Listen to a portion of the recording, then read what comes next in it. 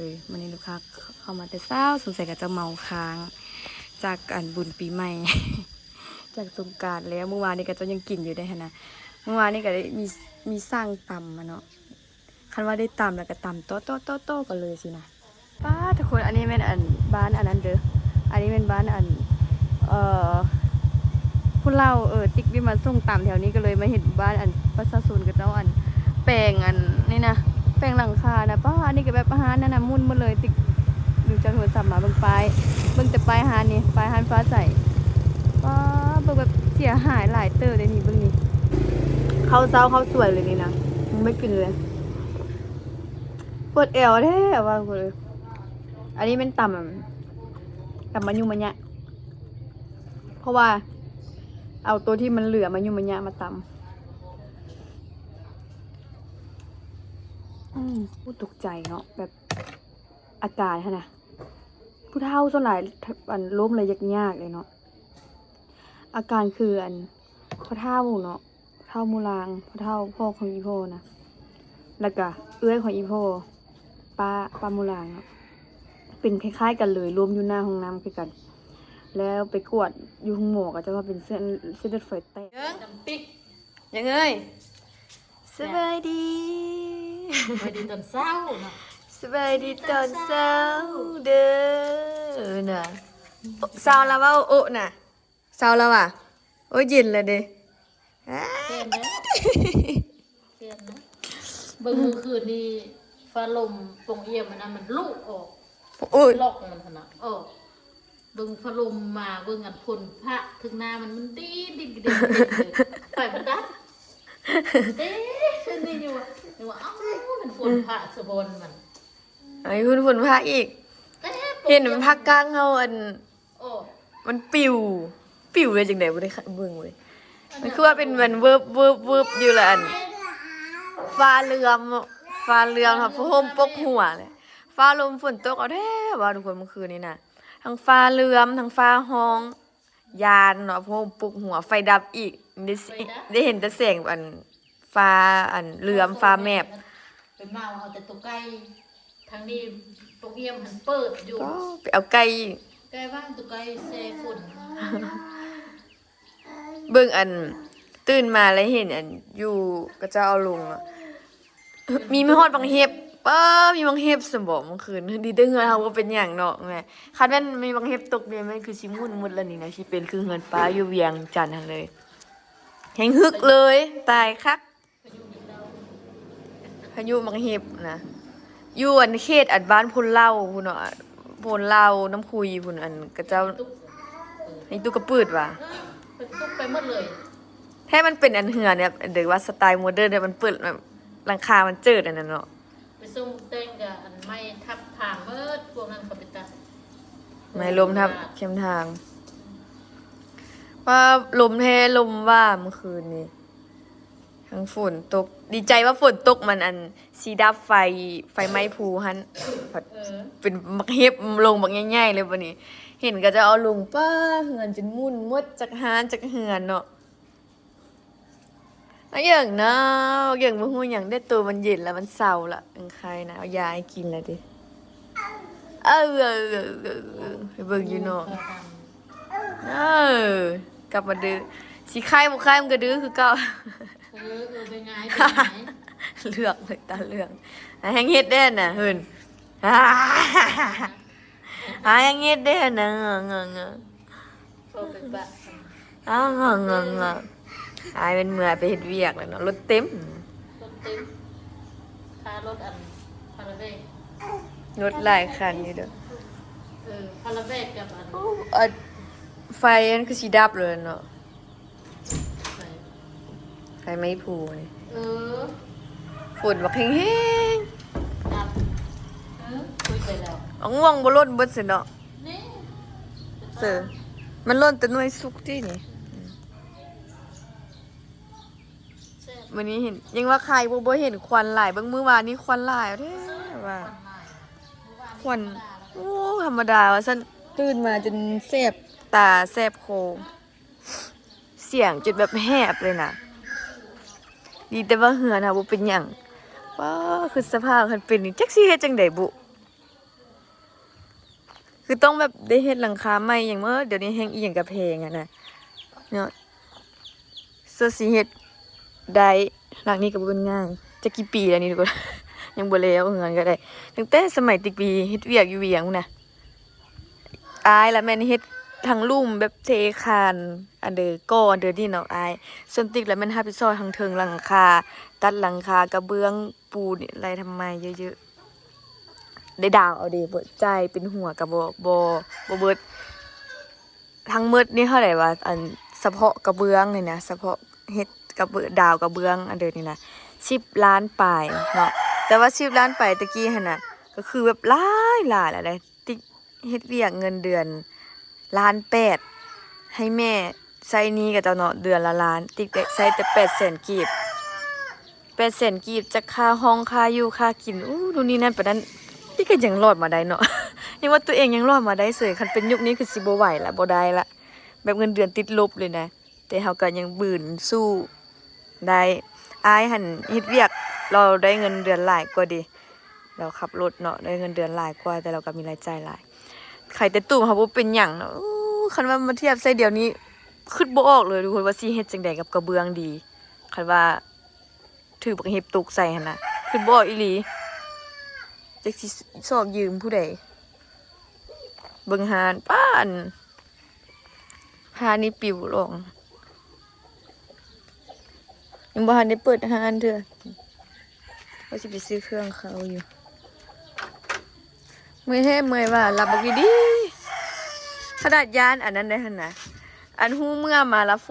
ฟ้าเหลือมแล้วติตื่นปิดเครื่องปิดโทรศัพท์พร้อมปลุกหัวทางยานทางอันนั้นเราเป็นรับตัวไหนก็บ่ฮู้เลยโอ้คุณนะเปื้อนให้เปื้อนว่าสิได้ปูแล้วก็เสร็จล้างมาเองแถวนี้บ่เป็นหยังเลยแถวนี้บ่มีที่จริงคิดว่าอันแม่นอันมีแต่ฟ้าลมฝนตกซื่อได้หันฟ้าห้องฟ้าเรือมตื่นมาเข้าอันแบบว่าติ่มเลยอยู่เขตทางพุนเนาะ นี่ควันเมื่อคืนมื้อวานนี้หลายควันมื้อนี้ฝนตกใส่แล้วก็เอาไข่แดล่ะแบบยังเห็นแต่ควันอยู่อ้อมภูน่ะมื้อวานนี้จนมาฮอดแถวเขตเหือนคุณเขตเหือนแถวเหือนนี่น่ะเดินมานี่น่ะมีแต่ควันเลยสมฤทธิ์กลับมาแล้วก็แม่ก็สิได้เอาแต่สมฤทธิ์แล้วบัดนี้นะไปส่งกันยากละมันนี้แดดเริ่มออกละสิได้ไปเอาไปตลาดก่อนเดี๋ยวสวยพุ่นเดี๋ยวสิมาเกี่ยมหานเปิดหานถ้าก็สิเปิดก่อนแล้วจึงสิออกไปเอาซะเพราะซื้อเครื่องเข้าซื้ออันขนมอีหยังเข้าใหม่แล้วก็เครื่องตำท่านซื้อมื้อวานนี้ได้ละได้เครื่องกันอย่างเดียวเท่านี้นะทุกคนอันนี้ไปไว้เสร็จแล้ววะเมื่อวานเนี่ยอันนี้ยังจะ3 ถุงขนมกระเบิดละขนมดอกบัวเด็กกระเบิดอันนี้คุณจีเพิ่นสั่งเหลือไปส่งเพิ่นว่าย่าแหละไก่ยามละเพิ่นว่าเชี่ยมาแก้มตอนปีใหม่ลืมออกไปแต่ก็บ่เป็นหยังเอาไว้ขายต่อขนมอีหยังกระเบิดเครื่องดื่มกระเบิดเกี๊ยงมีไว้กระเบิดละทิชชู่ให้แม่ไปซื้อเมื่อวานนี้เครื่องดื่มก็ยังเด้อซ้ำนี่ล่ะทุกคนยังแต่สปริงนี่ยังเอาหลายอยู่ยัง4-5 ตุกนี่แหละน้ำมะพร้าวสปอนเซอร์อีกอย่างเงินหมื่นละเป๊ปซี่ห่างก็เอามาเมื่อวันที่15ยังเหลือจะแก้วว่า1 2 3 4 5 6 7 8 9ยังเหลือแต่9แก้วเป๊ปซี่นี่ให้ขายดีได้ส่วนใหญ่ก็จะมากินแต่เป๊ปซี่แก้วสินะกินตามแล้วกินเป๊ปซี่ซ่าๆเย็นๆเนาะเครื่องกระเบิดเหลือแต่ซ้ำนี่ สิได้ไปซื้อเครื่องประเภทนี้แหละเข้าใหม่เพราะว่าเครื่องตำเขาก็สั่งหวานนี่ล่ะสิได้ซื้ออย่างเล็กๆน้อยๆแล้วบักทั่วเล่นบักเล่นนี่แม่ก็ซื้อวันละ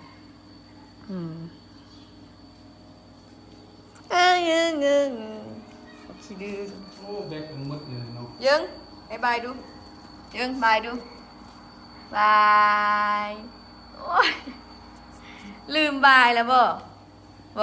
ไปอยู่พุ่นลืมบายแล้วว่ะไปจากมือได้อาทิตย์หนึ่งเนาะ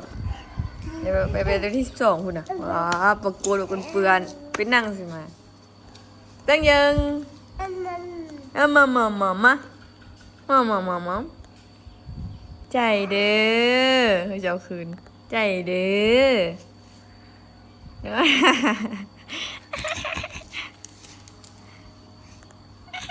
ม่วนบ่ยังม่วนบ่ไปลิ้นเสียงเอิญลองเขาบางน่ะม่วนแหงเนาะเป็นใครกับพร้อมพ่อกับเป็นใครน่ะกราบอยู่ใส่ยังกราบอยู่ใส่ยังกราบอยู่ใส่ฮันกราบอยู่ใส่กราบเด้กราบอยู่ใส่กราบอยู่ฮันดาวเด้ดาวอยู่ใส่โอ้ดาวอยู่พุ่นโอ้โหยสีเป็นงั้นดาวอยู่พุ่นใกล้เด็กกุ๊กเด็กกุ๊กอยู่ใส่กุ๊กใกล้อยู่ใส่แกเด็กแกอยู่ใส่แกอยู่ใส่อันนั้นกาบอันนั้นน่ะแกอยู่ใส่เพื่อนเห็นอันจีเจียมเลยนะกา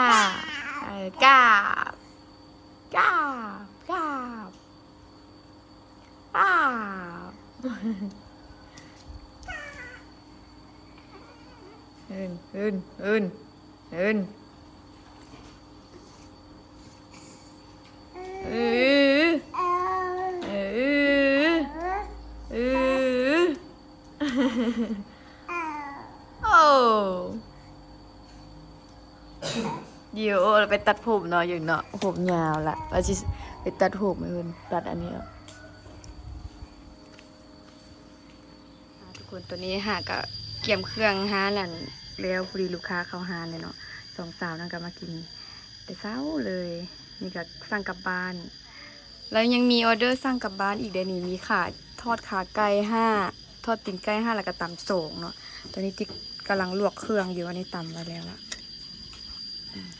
คำแบบสิแหละแบบมาสั่งแล้วสั่งพร้อมกันเลยสินะ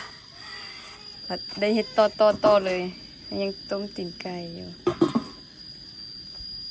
หากจะเก็บเครื่องขึ้นแล้วลูกค้าก็ขึ้นเข้ามาเลยวันนี้ลูกค้าเข้ามาแต่เช้าสงสัยก็จะเมาค้างจากอันบุญปีใหม่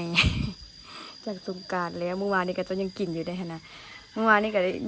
มีสร้างตำมาเนาะคันว่าได้ตำแล้วก็ตำโต๊ะกันเลยสินะเดี๋ยวสิบ่มีเวลามาถ่ายทุกคนเบิ่งเนาะหลายคนก็อยากเบิ่งตอนนั้นแบบมีลูกค้ามาซื้อหลายๆแต่ว่าติ๊กก็บ่ทันนะแบบตำแล้วมันได้ติ๊กผู้เดียวได้เกี่ยมเครื่องแล้วก็ลวกได้ตามเองจังซี่นะแล้วมันบ่ทันสิมาตั้งกล้องจับโทรศัพท์บางทีโทรศัพท์บางคนก็ว่าให้ไลฟ์สดแต่มันไลฟ์สดมันก็บ่ได้เนาะเพราะว่าลูกค้าต้องได้เซตแล้วก็โทรซื้อตลอดนะเขาต้องได้ใช้โทรศัพท์ตลอดเลยว่า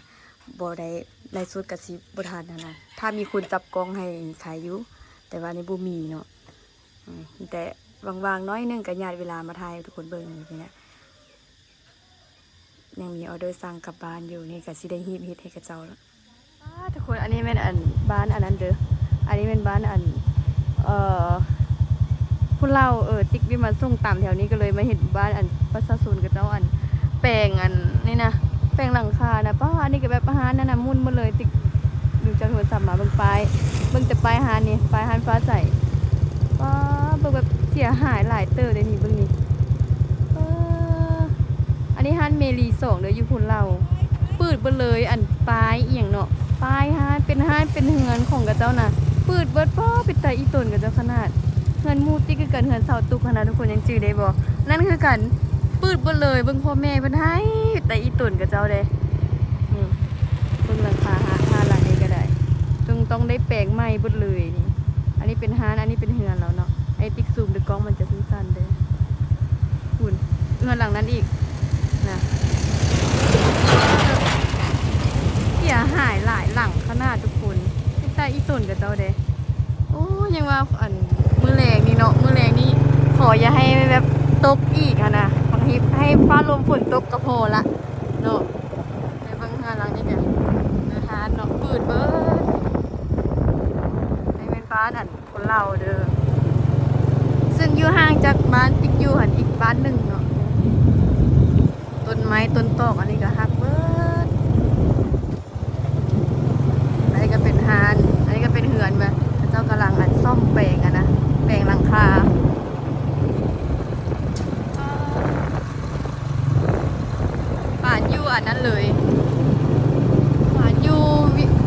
านเลย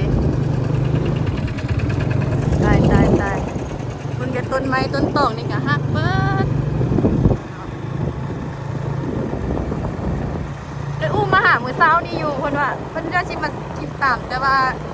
ออเดอร์ตามยังหลายเพิ่นก็เลยว่าบ่ได้ท่าเนาะเพิ่นว่าอยู่ไงเพิ่นก็ตรงประตูตรงเยี่ยมันแตกบาทหนึงจะบอกว่านี่ก็บ่ได้ถามอันเดินหลายแล้วว่าฟ้าวตามแต่ร้านนั้นนี่ก็เปิดเบิดเสาไฟฟ้าก็ล้มเสาเบิ่งอันป้ายของการปกครองเมืองอยู่นี่กันอันนี้เป็นอันบ้านพักคนจีนนะเป็นห้องแถวคนจีนกันก็เจ้าให้อันพนักงานก็จะอยู่ในกับพืชเบิร์ดครับฮานน้อยนี่เองบอกว่าเลยสังกะสีพืชไปเลยอันนี้เป็นฮานน้อยฮานต่ำกันตอนนะฮานก็จะขายต่ำ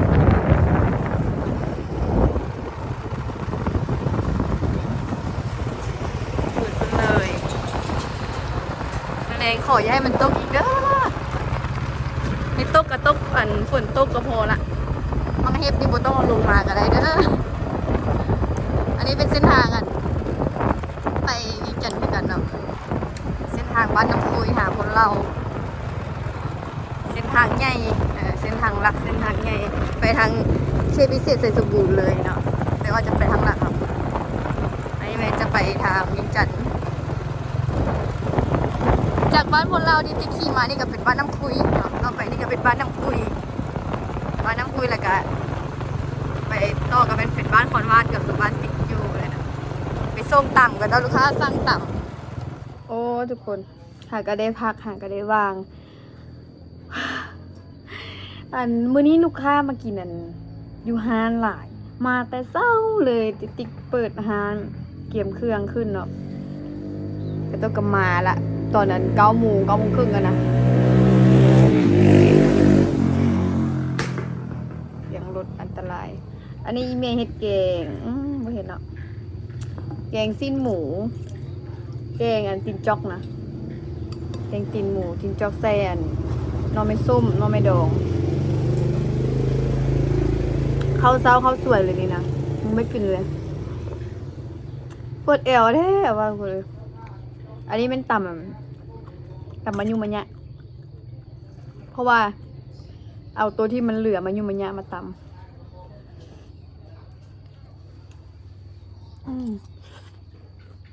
ข้าวเหนียวข้าวเหนียวคือเดี๋ยวอีพ่อเอาสมฤทธิ์แล้วอีเมย์สวยกำลังชี้ออกตลาดนะก็จะมากินเดี๋ยวเช้าเลย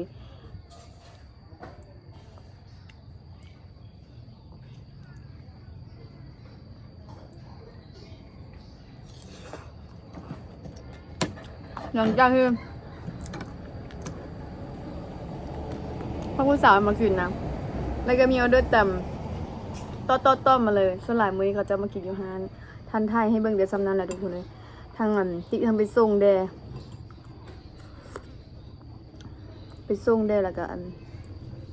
ตามให้กับเจ้ายูฮานี่เลยหากก็ได้นั่งปวดแอวแท้ว่าเป็นเขายืนตลอดวะปวดแอวขนาดเลยคือแอวสิขาดนี่แหละ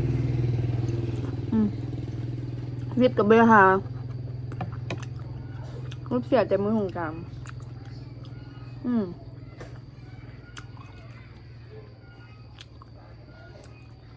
มีเรื่องสบายฟังมาได้ทุกคนกินข้าวลืมเอิญกินข้าวร่วมกันเด้อกินข้าวเย็นแล้วจ้าตอนนี้เป็นเวลา6 โมงยังละอันเส้นกับปุ้นอันลวกมือวานี่แหละมันเหลือนะแล้วมันติ๊กเอาไว้ซ่องฟิตแล้วมันแข็งมาต้มน้ำร้อนเมื่อกี้เนี่ยขาดมุนหมดเลย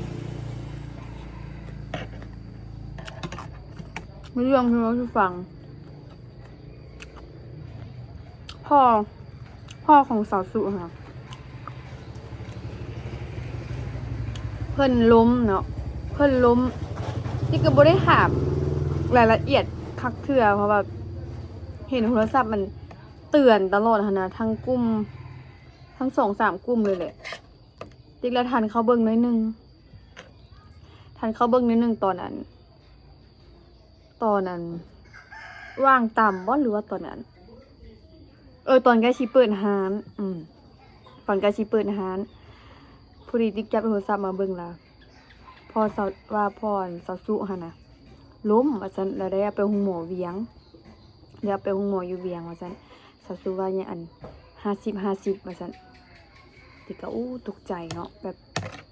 อาการหั่นน่ะผู้เฒ่าส่วนหลายอันล้มเลยยากๆเลยเนาะอาการคืออันพ่อเฒ่าเนาะ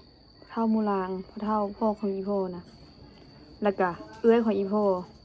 ป้ามูลางเนาะเป็นคล้ายๆกันเลยรวมอยู่หน้าห้องน้ำคือกันแล้วไปกวดอยู่ห้องหมอก็จะว่าเป็นเส้นเลือดฝอยแตกบ่เส้นเลือดในสมองแตกนะ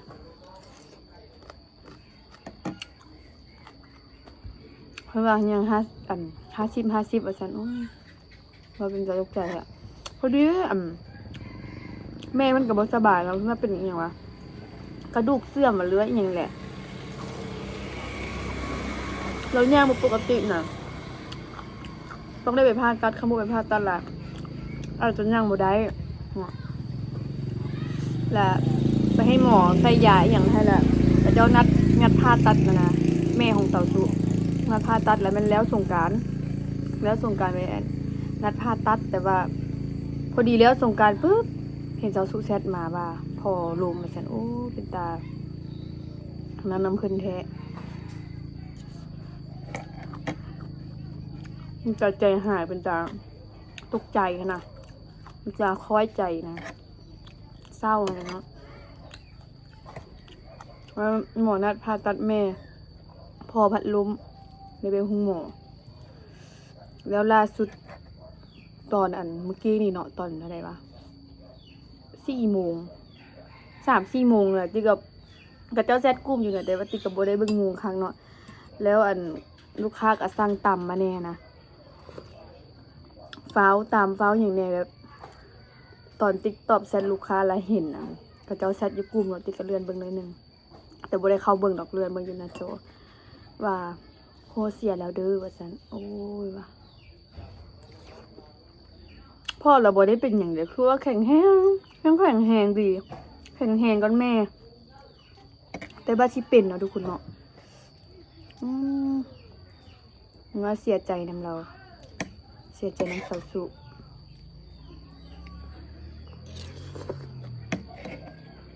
แล้วพี่ก็ยังมาทันได้ใช้ทหารมาทันได้ลมอย่างเท่าไหร่ยิ่งหาก็ว่างก็ได้กินข้าวคนแข็งแรงแล้วแบบที่เป็นอีหยังล่ะเป็นบัดเดียวขนาดเนาะนี่แหละชีวิตคนเฮาคือเพิ่นว่าแล้วเนาะหูมือเกิดบ่หูมือตายเราเสียใจน้ำสาวสุมันก็คิดง้อต่างเลยนะเพราะทางสิทธภาตัดแม่พอพัดมาเสียนะ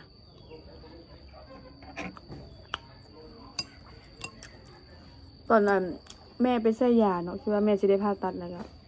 วก็มู่ก็พากันนั่นเก็บเงินช่วยค่ายุค่ายาเราผู้ละเล็กผู้ละน้อย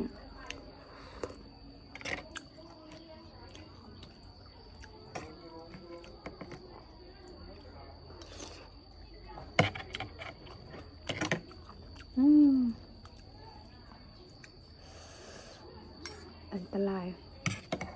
ผู้ส่วนหลายผู้เฒ่าล้มแล้วมันยากได้ยินไผกับมาเว้าอย่างเหือมันพอสีบ่ว่าหรือว่าแม่เป็นแก้วอยู่แล้วว่านี่ก็ได้ยินนะแบบกระเจ้ามาเมื่อสวยดีมานี่นะแล้วก็พาได้ทานฟังคักว่าเราไปเฮ็ดกาแฟให้แม่สาวสุกเนาะแบบมีกาแฟให้แม่สาวสุกละมาลมหลังจากนั้นเบิดสติแล้ว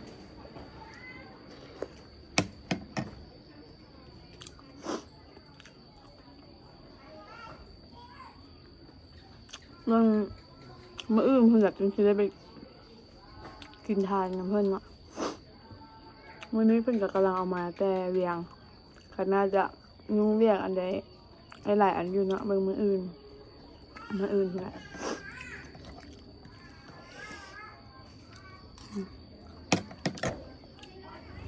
ปอกนอนคนนี่เมย์ซื้อนอรันมาแกงนอรันแกงนอรันนี่นะ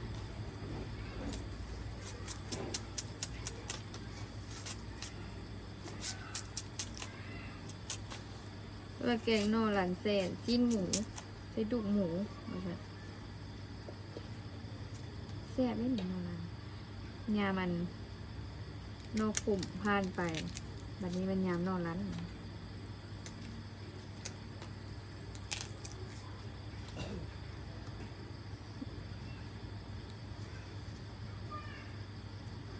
โนขุมนะมันอยู่ทางซำเหนือนอรันนี่แหละทางซำเหนือก็มีอยู่ทางเชียงขวางก็มีอยู่ทางนั้นเซสมบูรณ์เมืองท่าโทมาเดี๋ยวนี้นะก็มีเคพิเศษมีหลายเขตอยู่แต่ว่านอขุมมันมีแต่อยู่ซำเหนือบ่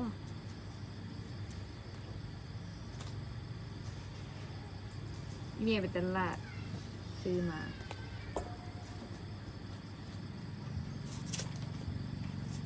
ไปเลยลืมอันนึงอยู่ลืมซื้อนมในร้านเพิ่นก็ไปซื้อนมละ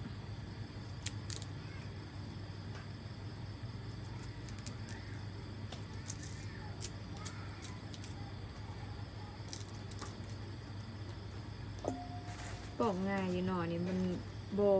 บคาย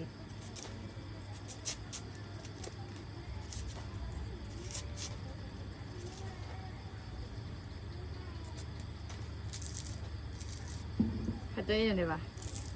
เอ็ดเอียงเกี้ยวสินะแล้วดึงแบบไวๆยังไงคือง่ายนี่ก็จะปูนี่ก็จะปอกแบบพันเกี้ยวดึงลงเลยแต่ทำให้บุเปลี่ยนในบทถนัด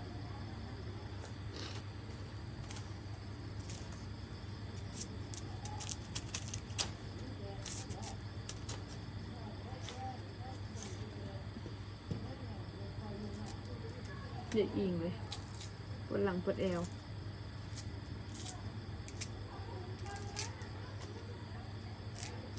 ออเดอร์เงียบละวันนี้ช่วงแรงนี่บ่ค่อยมีมื้อนี้บ่มีคือยังเงียบแต่ต้องมากินตอนสวย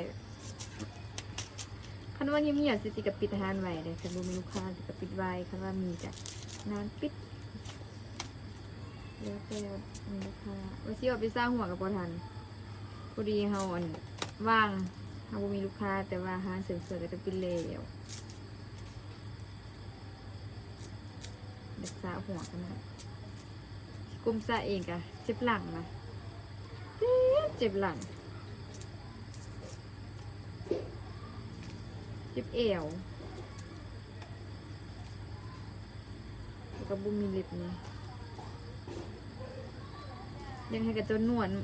มักที่กับเจ้าหนวดนะไปเขาไปสะอยู่ฮานะนะเจ้าหนวดเรามีแห้งใส่ยาหม่องเลย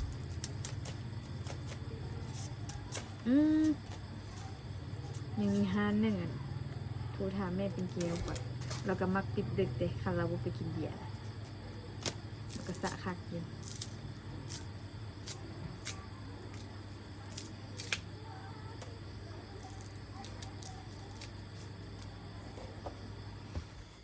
ได้สระผมเลยคนมีแหงยาวเลยพอดีโทรถามแม่เราเป็นเกลียวนะว่าอีกห้านหนึ่งอยู่ตัวนะไงเพื่อนนะบริษัทปิดพอดีกระเจ้ากลับไปสระอยู่เนาะเพราะว่าอันนั้นเป็นเฮือนของตัวเองดีเนาะก็จะเราเปิดเด็กอยู่เลยนี่เนาะก็เลยว่าได้สระผมมากับบ่มีออเดอร์ละปิดห้านเรียบร้อยเอาคนเครื่องเขาเลย เสียงก็ยังแหบๆแม่นเลยแบบเป็นเสียบๆโคนะ